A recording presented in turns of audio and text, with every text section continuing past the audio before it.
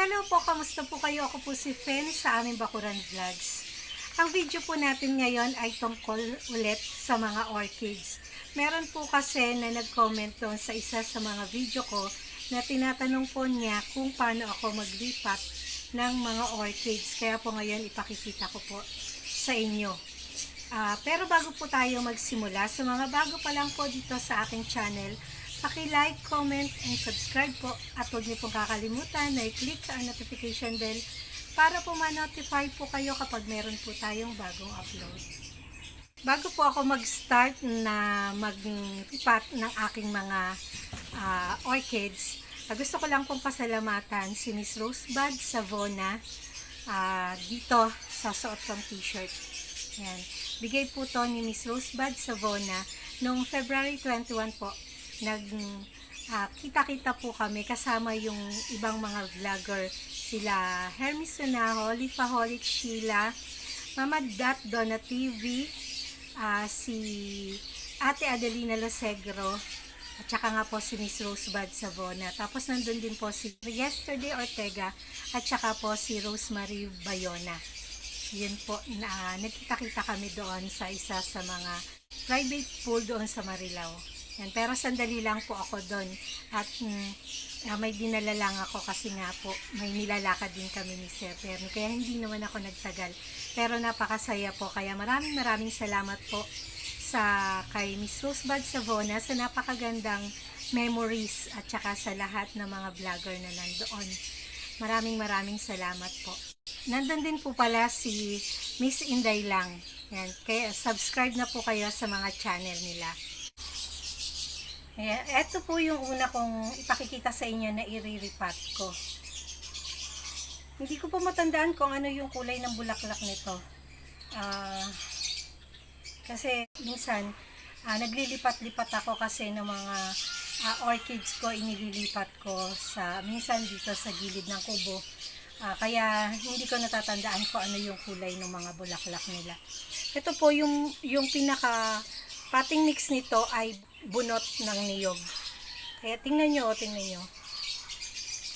Oh, ang dali na, bulok na. Kaya po, hindi na po maganda yung orchids. Mas maganda nga po yung mga orchids, yung mga dendro orchids kapag nakakapit sila sa driftwood o kaya doon sa buhay na puno. Yun yung pinakamaganda sa mga orchids, yung nakakapit sila doon sa mga puno. Pero mas maganda talaga yung sa buhay na puno. Pero kasi ako dito, meron din ako mga driftwood, meron din namang mga puno, kaya lang sa puno ng MacArthur tree. Yun, doon nga po sa gilid ng aming bahay dito, sa may mga strawberry, kung natatandaan nyo, yung pinakita ko sa inyo strawberry, may mga MacArthur tree po doon na isang hilera. Hindi ko alam kung mga 10 puno po yung nandun, na talagang gusto ko na kapitan ng mga orchids. Yun, yung mga kikis po ng orchids ko, nag-start na ako magkapit po doon. Kaya ito, tingnan nyo, may mga kikis, ayan o, yan, may mga kikis, tapos eto pa, eto, tapos ngayon pa lang sila nag-uugat, tapos eto pa dito, may ugat na din to, kaya lang pa isa-isa lang. Itong orchids na to, tatanggalin ko lahat sa paso. Medyo mabigat nga kasi nga po yung pinagtataniman nito ay clay pot. Tapos malaki pa yung paso dahil malaki din naman itong dendro orchids na to. Kaya lang gusto ko nga po na iripat to kasi yung lahat po ng ugat niya dito nabababa doon sa loob ng bunot. Kasi po yung bunot nga niya, sabi ko nga kanina, bulok na, kaya yung ugat niya, mabubulok din po yun. Hindi na po natutuyuan ng tubig. Kaya ipakikita ko po sa inyo kung paano ako maglipat. Ang gagamitin ko po na media dito sa aking dendro orchids ay uling po ngayon. Kasi dun sa mga nakaraan na mga niriripat ko, nanghihingi po ako sa mga nagbabalat ng niyog. Yun yung ginagamit ko. O kaya bumibili po ako ng mga coco cubes sa mga garden shop.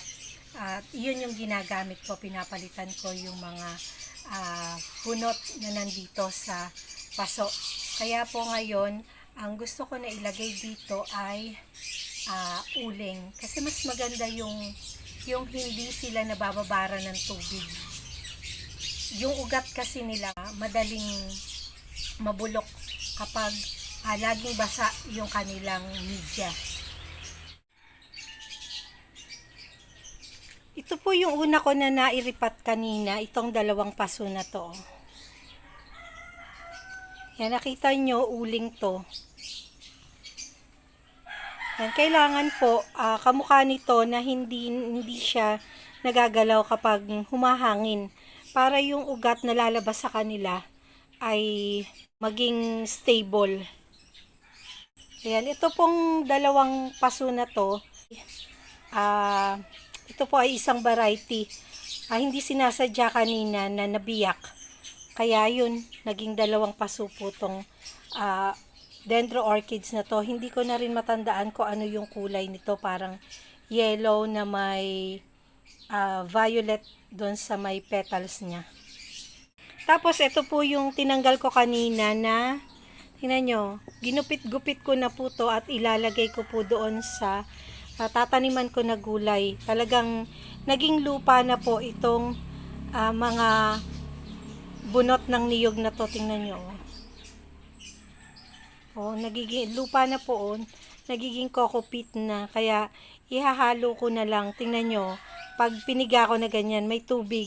Kaya hindi na po pwede talaga, kailangan palitan na yung lahat ng media ng aking mga orchids. At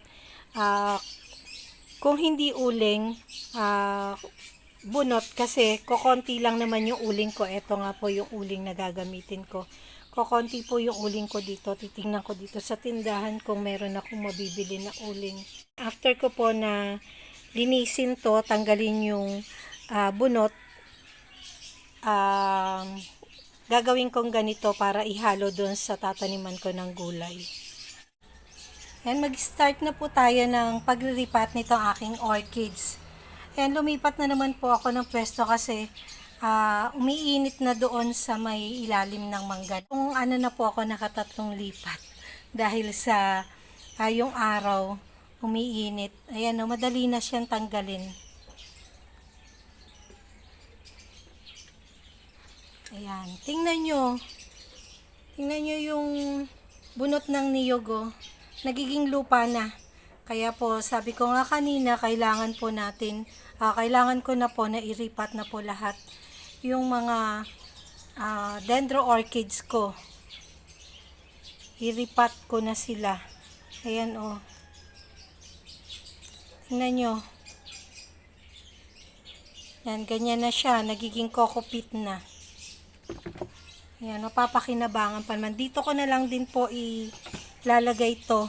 Hindi na ako kukuha pa na ibang paso kasi malaki naman po itong dendro orchids na to. Kaya kailangan din po malaki yung paso na tataniman niya. Ayan, Yan po, tingnan nyo, yung lahat po ng ugat niya dito, nabubulok na. Kaya kailangan po kapag diniligan sila, madali nang bumababa yung tubig o hindi nagtitira yung tubig dito. Ayaw din naman nila ng moist. Gusto nila yung pag diniligan mo, baba agad yung tubig. Gusto lang nila makainom. Ayan, tingnan nyo. Mag-start na po to na mamatay kung hindi ko. Ayan, tingnan nyo ito. Ito, tingnan nyo to. Nag-start na po siya na ganyan, mamatay. Kapag ganito yung media niya, na nabubulok na yung mga bunot ng niyog, unti-unti na pong namamatay yung cane niya. Yun po yung iniiwasan ko. Mas lalo po kapag tag-ulan na, tapos ganito pa yung bunot, yung pabulok na. Naku, napakadali pong mamatay ng mga orchids kapag ganun. Ang ginagawa ko dito, yan, tinatanggal ko lahat yung mga bunot. Yan. Tatanggalin natin lahat yung bunot. Tapos, oops. Ayan, nagdadahan-dahan ako kasi nga may mga cakeys, baka mamaya masagi ko, sayang wala pang ugat. Ayan, tatanggalin ko na po lahat ito. yung ugat na nandito. Kasi nga po, mga tuyo na lahat, wala na pong bago. Kasi makikita nyo naman kapag mga hindi pa patay yung ugat niya, talagang green, kagaya nito. Naaninaw nyo to, yan. Ganyan yung ugat niyan kapag hindi siya bulok, nag-green siya. Yan, ganito po muna yung gagawin ko. Tatanggalin na natin yung mga ugat na bulok. Yan, nag-start na siya na mamatay. Yan, tingnan nyo, oh, nangingitim na to. Kung hindi ko to maagapan, mabubulok na tong pinaka-cane na to, tataas na dun. Yan, huwag kayong mag-alala. Yung ugat naman na tong tinatanggal ko, papatay na. Kailangan na po talagang linisin. Yung lahat bulok na.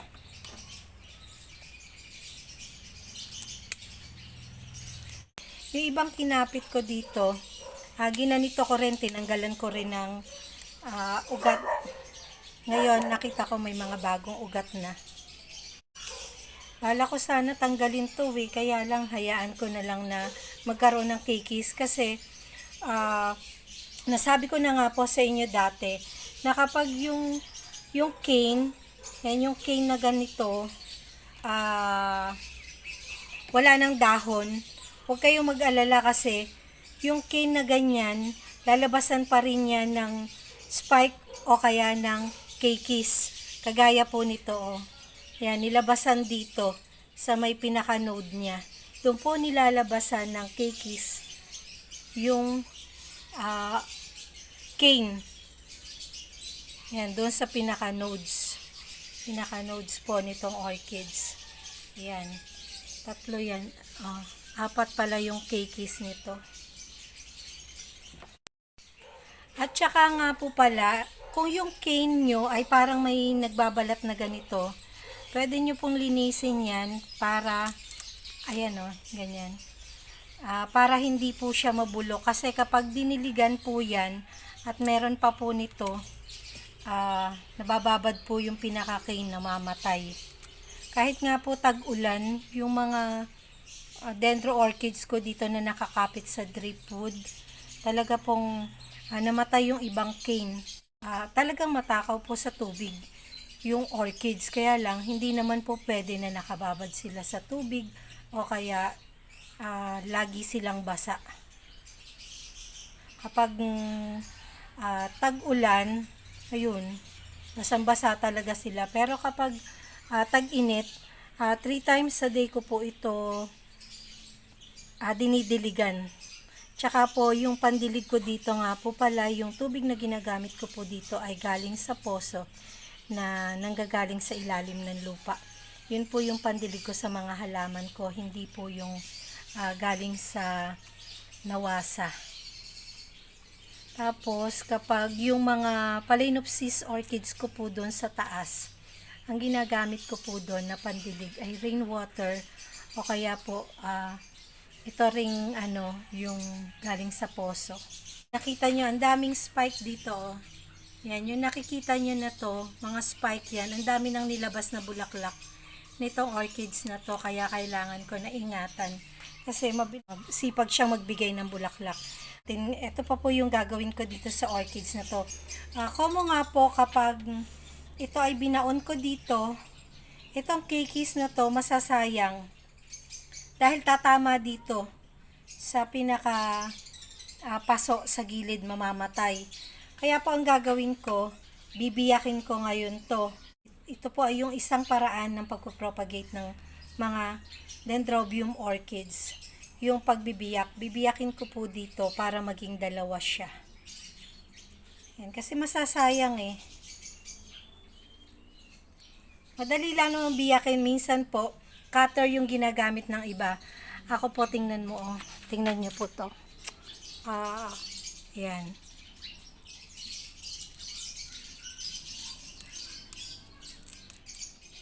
Ayan, ganyan lang po, oh. Sayang kasi yung yung kikis na yan, oh. Ayan. Ito, sa isang paso ko ilalagay o kaya ikakapit ko dito sa drip wood. Kaya, ayan, tingnan nyo,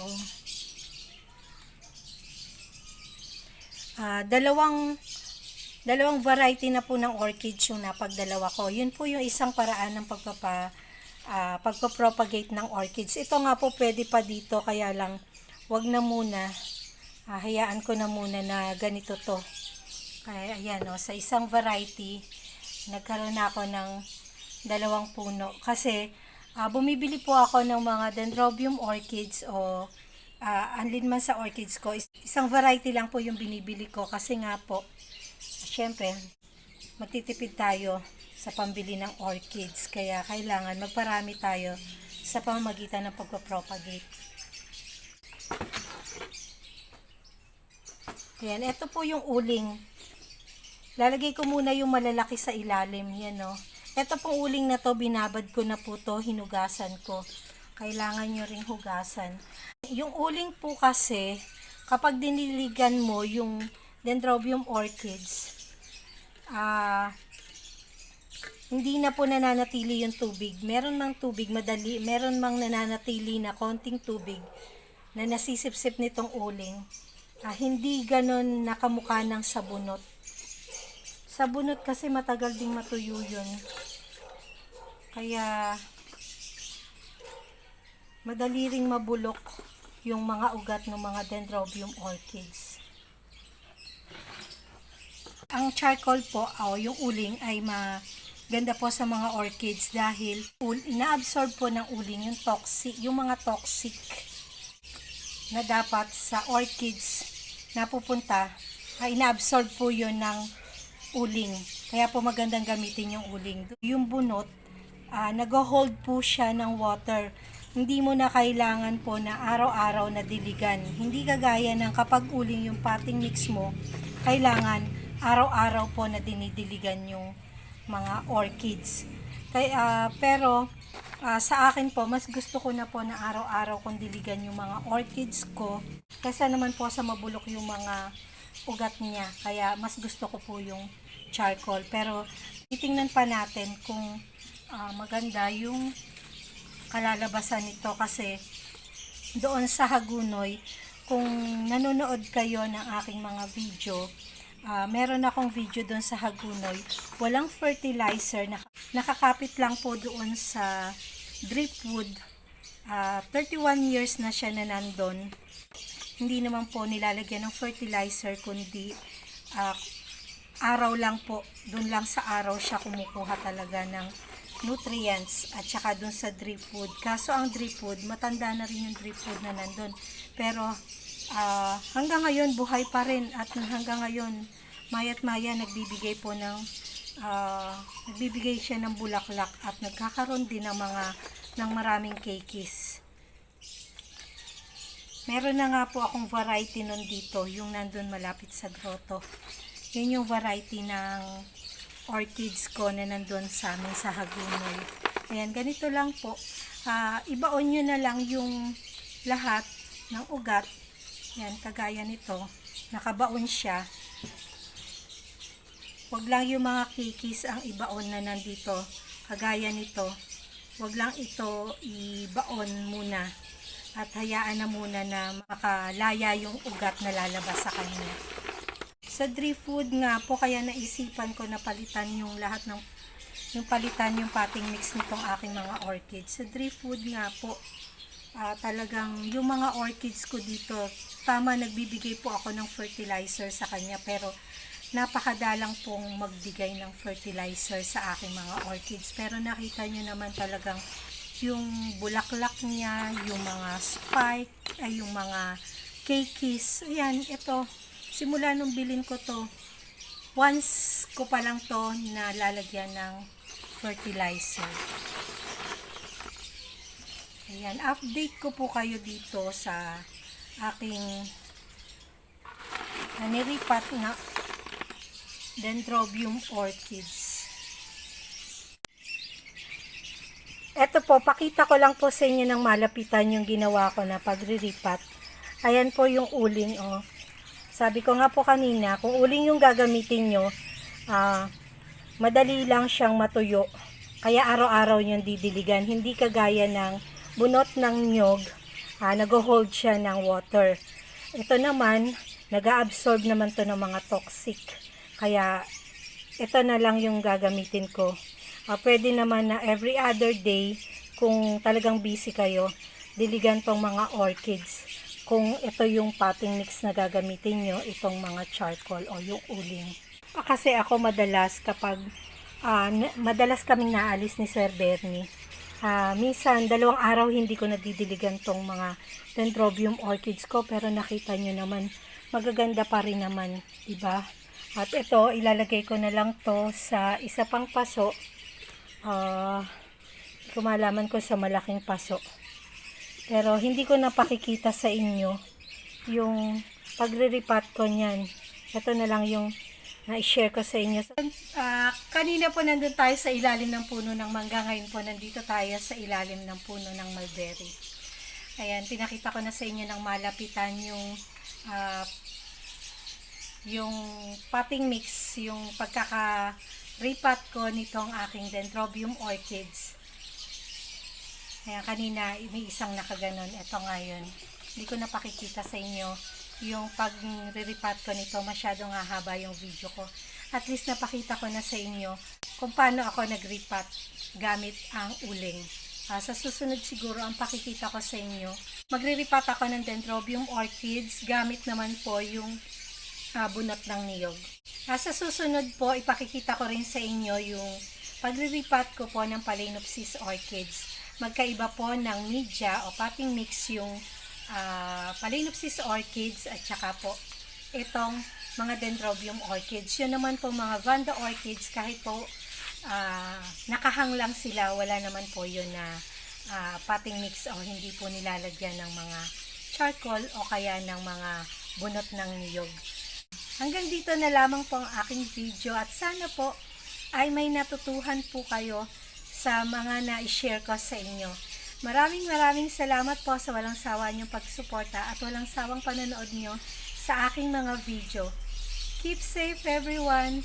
God bless.